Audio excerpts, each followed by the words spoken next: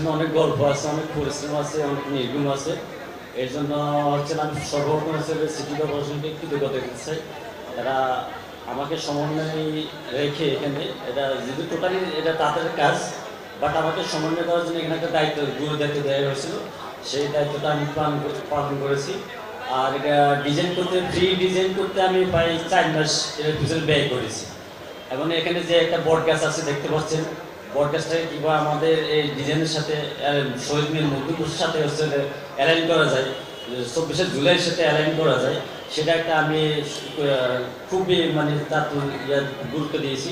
আর হচ্ছে এখানে লাল এবং কালো 9টা করে স্তম্ভ আছে, পিলার, যেটা আপনাদের চোখে পিলার হবে সেটা স্তম্ভ, দুই পাশে 9টা করে 18টা আছে। এই 9টা হচ্ছে সর্বপ্রথম হচ্ছে আমাদের যে 9 দফা দাবিটা তোলা হয় ছাত্রদের, সেটা আমি বুঝিয়েছি 9 দফার মধ্যে।